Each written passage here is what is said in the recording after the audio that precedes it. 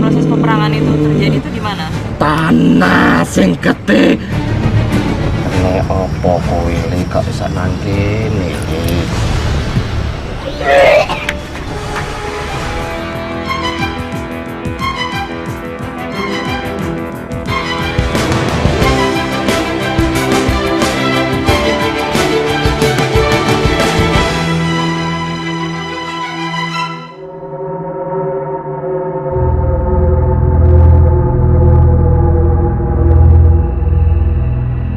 Ada jejak sejarah tersimpan di Surabaya. Jamak orang Mahfum, apa yang terjadi di kota pahlawan ini pada masa perjuangan dulu. Dan kisah perlawanan itu kini tersimpan di buku sejarah. Namun, kami mencoba mencari apa yang tersisa dari cerita sejarah tersebut. Adakah kisah yang tercecer dan belum menjadi fakta sejarah? Tugu Pahlawan Surabaya dibangun untuk memperingati peristiwa pertempuran pada tanggal 10 November 1945. Seperti apa kisahnya?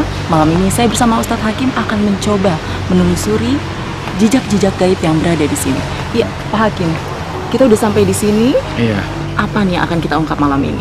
Karena memang posisi kita berada tepat di depan Tugu Monumen Pahlawan ya. Pahlawan Surabaya yang dibangun untuk sebagai simbol perjuangan para pejuang baik dari tentara Indonesia maupun masyarakat Surabaya dalam mempertahankan kota Surabaya. Insya Allah kita akan membahas atau akan mengungkap sisi-sisi lain ya tentang apa sebenarnya yang terjadi pada masa itu. Mudah-mudahan ada sesuatu hikmah pelajaran yang bisa kita ambil dari dialog kita nanti dengan makhluk-makhluk gaib penghuni areal sini. Kami pun melakukan mediumisasi.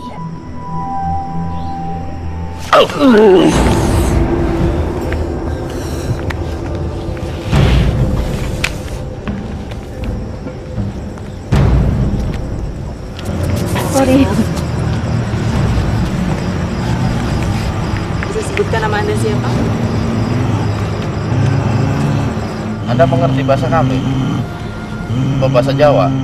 Sepertinya Sebagai bahasa Jawa. makhluk yang merasuk ini kurang suka dengan kedatangan kami. Kula terusik nyenengan mriki. Kenapa? Karena apa? Kami hanya ingin mengungkap sejarah dari Tugu Pahlawan ini. Anda bisa membantu menceritakannya? Anda makhluk yang di mana ini? Tugu Pahlawan? Apa yang di museum? Di museum? Berarti Kapan Anda tempatnya? tahu apa masa-masa atau situasi peperangan di tahun 10 November? Mriko kata sira sing ditendem Bunuh sama siapa? para Walanda. Terus kenapa sih?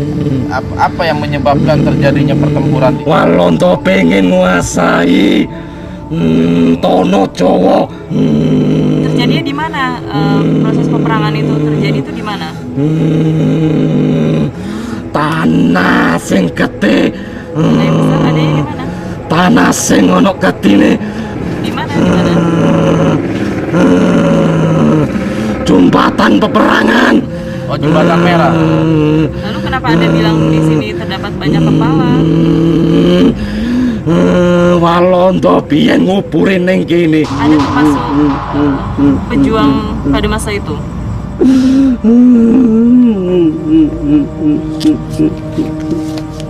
Kula mboten trima.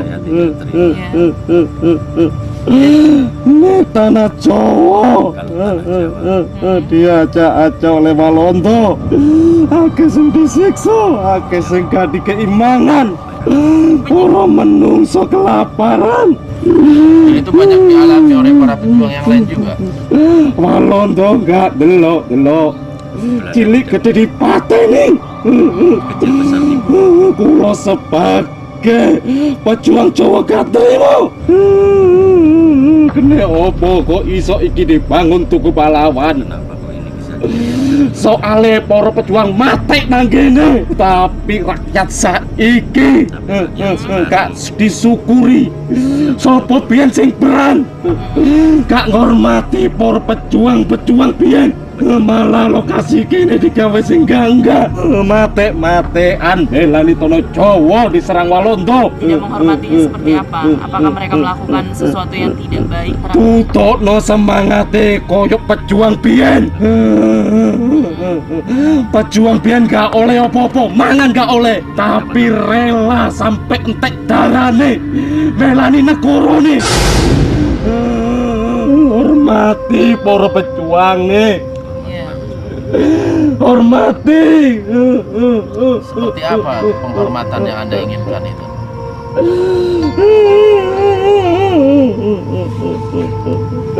Ojo sampai engkon kene sing digawe sing enggak. Aku njaluk iku tok. Hormati pejuang biyen. Sing perang.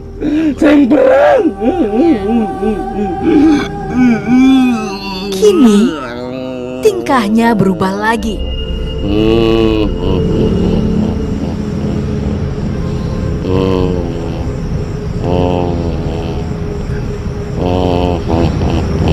Kenapa?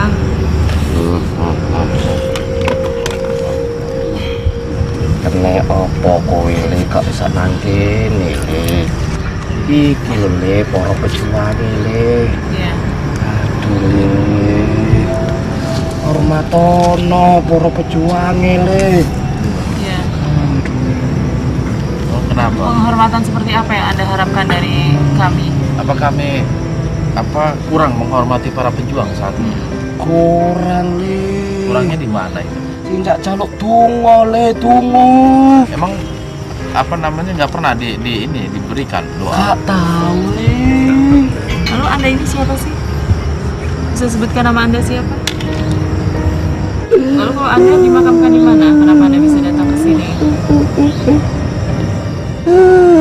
Pahlawan.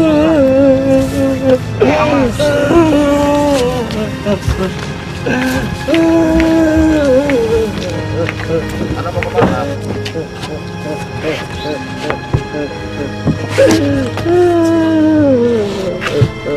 Dengan sedikit rasa prihatin, kami menyudahi mediumisasi ini. Rasa informasinya udah cukup, ya. Sekarang bisa kembali ya ke asal Anda ya. Ya.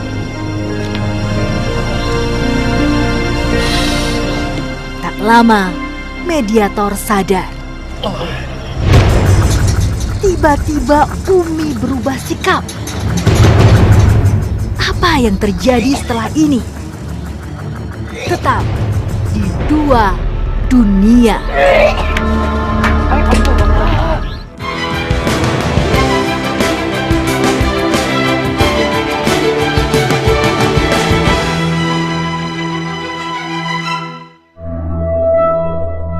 Ada yang berubah pada diri Umi. Dia seperti berinteraksi dengan makhluk lain. Jika sudah begini, kami mesti waspada. Biasanya ada makhluk yang masuk ke raganya.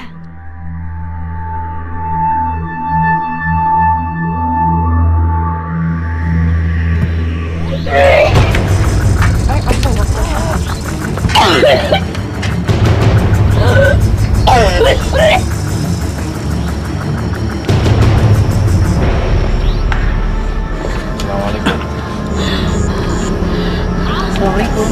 Benar juga dugaan kami. Ada makhluk yang masuk ke raga Umi. Kenapa? Siapa Anda? Anda malu di sini. Dia memberontak seolah enggan bertemu kami.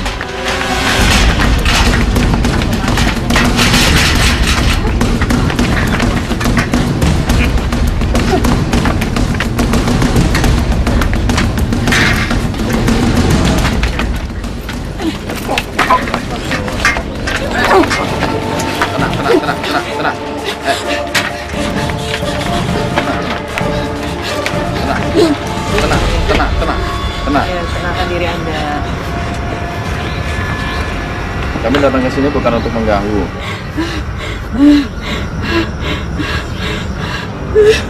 Anda bisa tenang. Akhirnya, dia mau berbagi informasi. Apa yang terjadi sama Anda?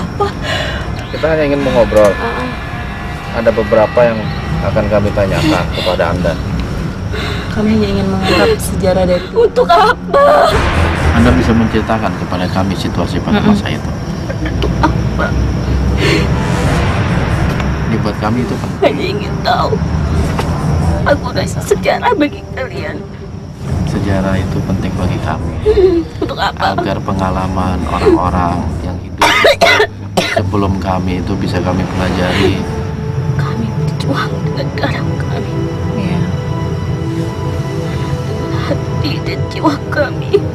Anda ini sebenarnya siapa sih? Apa seorang manusia yang pernah berjuang atau memang sebangsa jin aja yang menempati tempat ini? Saya berjuang. Berjuang. Iya, Anda berjuang. Kau masih ada di Berjuang. sini berjuangnya? Dulu berdiri kokoh sebuah bangunan. Bangunan apa? Bangunan apa itu? Gedung yang saya tahu hanya tepat diputuskannya suatu hukuman.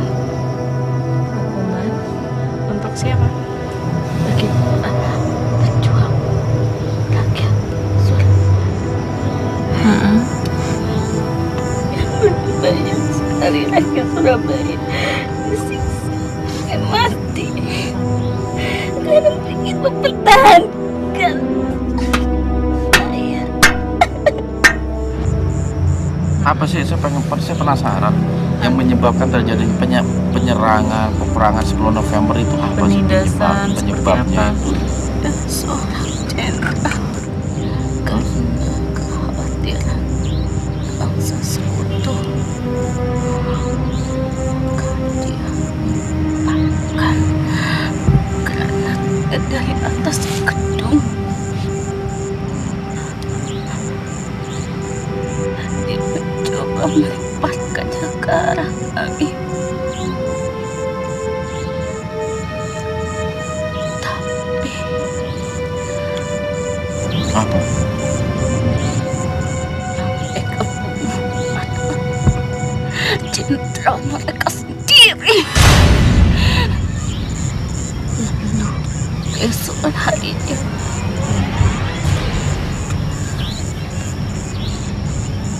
Pak Soekarno dan Pak Rangga datang ke Surabaya. Terus yang terjadi apa? Mereka menjadi Surabaya dengan ledakan di mana-mana. Hancur. Saat itu berarti banyak korban. Ribuan. Inilah Surabaya. Tidak gentar melawan bahaya. Berani menantang bahaya. Maksudnya apa ini? Sudah dari ratusan tahun yang lalu. Pantang menyerah. Surah itu berani. Surah artinya berani. Bahaya itu bahaya. Berani. Berani menghadapi bahaya. Simbol Surabaya itu Buaya. buaya dan hiu. Anda tahu nggak makna Maksudnya? atau maksud dari hiu dan buaya itu? Hanya sebuah simbol. Kalau dari informasi yang saya dengar dari sebuah entah asal dari mana legenda atau apa, dulu pernah terjadi perkelahian antara hiu dan buaya. Tidak benar. Tidak benar. Terus yang benar seperti apa? Yang saya tahu.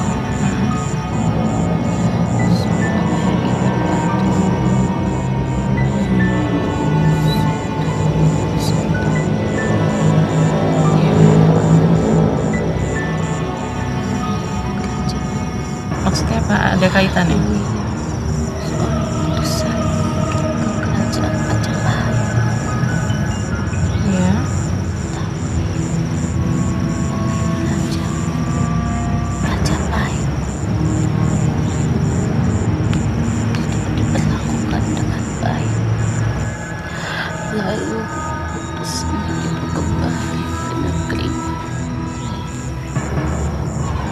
Negeri apa sih? Yang disebut bangsa Tatar. Bangsa Tatar. Tata, Mongolia. lalu apa hubungannya? Mereka tidak terima dengan kelakuan. Ada kesalahpahaman di antara Majapahit dan bangsa Tatar.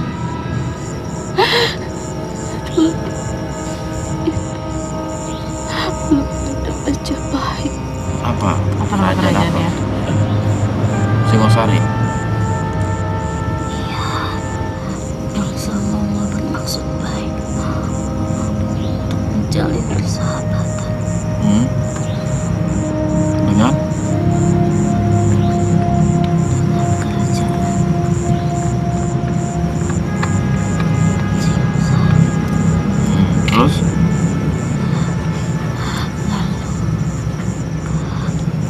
Itu utusannya kembali ke negaranya. Singosari telah hancur. Dan ketika bangsa Tatar berniat membalas perlakuan raja itu, mereka mengira bahwa kerajaan Majapahit itu sama dengan Singosari. dengan Singosari. Terus mereka bertempur. Karena bangsa Tatar datang sampai melalui lautan, dan terjadilah pertempuran di laut. Itu yang disebut simbol hiu dan buaya. Hiu itu di laut, buaya di darat. Jadi hiu lambang pasukan Tatar gitu. Buaya, Buaya Majapahit. Itu kan kejadian cukup lama. Setahu saya Majapahit itu cukup lama karena kerajaan Hindu belum masuk ke Islam. Anda sampai tahu juga Anda bangsa jin kali ini ya, nggak mungkin berjuang. Ada apa setelah ini? Tetap di Dua Bangsa jin memang hidup Dunia. panjang.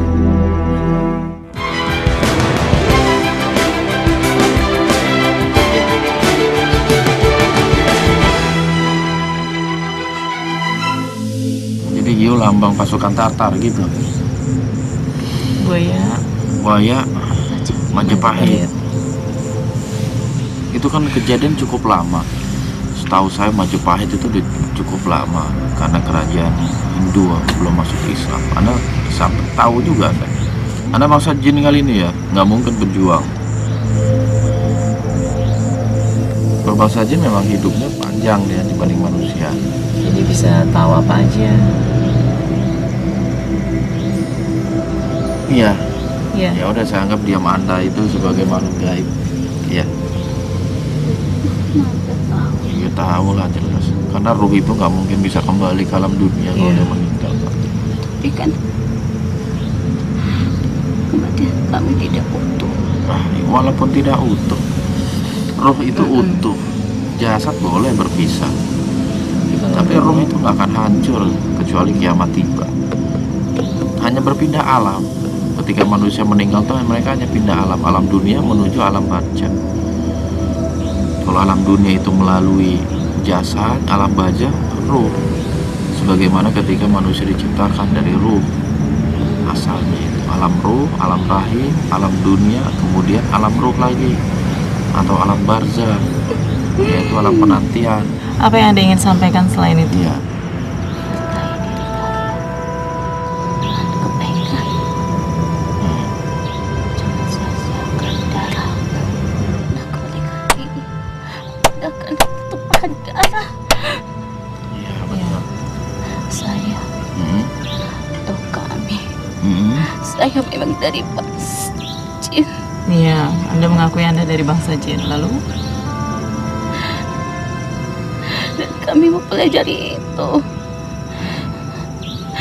Anda suka belajar sejarah juga. Ya, karena dari bangsa kami punya kelebihan masing-masing. Sama